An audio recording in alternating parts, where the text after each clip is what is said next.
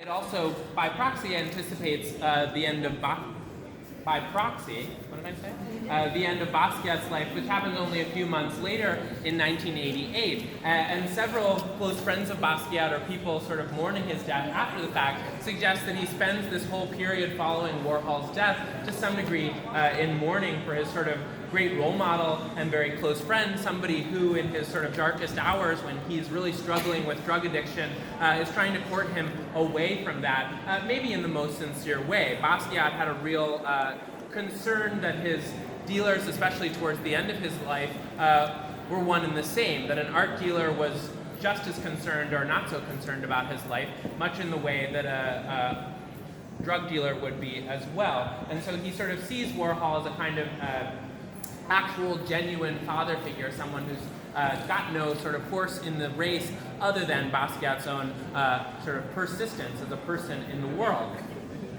And so we maybe see Warhol courting these themes of mortality in the Last Supper, the double Last Supper, because it is a moment of a death foretold. Of course, it's the moment that Christ sits his followers down, the apostles, and says to them, in a few days I'm going to be dead, and in fact one of you is going to be implicated in this turn of events, in this crime. And so you see them here in Leonardo da Vinci's famous rendering of the scene, shocked and appalled at this suggestion, saying, of course we would never be party to anything like that. How could you even suggest that? And Christ looks quite cool, maybe affectless in that Warhol way, saying, you know, it's okay, it's going to happen, and I'm going to go willingly. And Warhol makes more than just this work. He makes hundreds of Last Suppers, both as the still screen you see here, but then also freehand, so working in the same way as he does in those Basquiat collaborations, completely freehand. You can see another example of this on that sort of wall of many framed works, a freehand Last Supper. And if we don't think Warhol is a psychic, if we don't think he knows his death is coming, nor Basquiat's death, we have to turn somewhere else to explain this obsession with the Last Supper. And one place interpretations go is the fact of the AIDS epidemic, which would have been of concern to Warhol as a gay man. He gets swept up in all the suspicion about how the disease might be spreading. Can you get it from hugging? Can you get it from kissing? Can you get it just from being in the same room with someone who's sick with this thing that is in its earliest days referred to as gay cancer?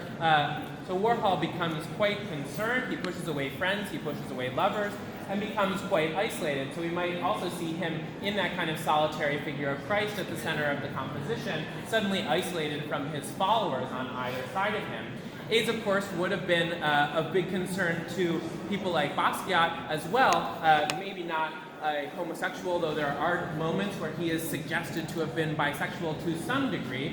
He was an intravenous drug user. He was using heroin quite intensely, and so that would have been a concern for him as well. And so one way that we possibly pivot at looking at these Last Suppers is that maybe they weren't significant to Warhol as a moment of a death foretold, but they were significant as a kind of talismanic moment where you see Christ nominating the two sacraments off of the table, namely the idea that the wine on the table is going to come to be his literal blood. So not a metaphor or some kind of representation, but the literal blood of his body in and of itself. So if we're thinking in terms of bodily fluids, something like the oxidation paintings, but particularly the AIDS epidemic, this is a moment where a bodily fluid is not going to be something that's going to endanger you or thwart you or do you under, but it's actually promising to save you, not only to nominate you as a member of Christ's flock in this life, but to preserve a place for you in a life hereafter.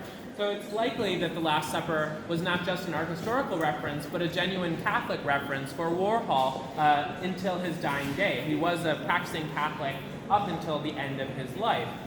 And thinking in that way is maybe a way of reconciling the otherwise odd juxtaposition of Last Supper and camouflage background, if we think about the fact that camouflage is something you wear when you're going to go into a dangerous situation. When you're entering a war zone, camouflage promises to dissemble you, to protect you, and save you from ill will. It may even connect to the motif of that oxidation painting where we saw fluids scattered around in this sort of haphazard way. Warhol didn't really have a high sense of control, didn't know exactly how that pattern was going to reveal itself upon that oxidation.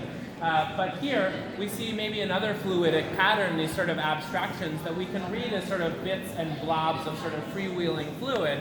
But here, instead of the kind of danger or chance of the oxidation painting, that abstraction is completely predictable. Warhol knows exactly where those shapes are going to go down.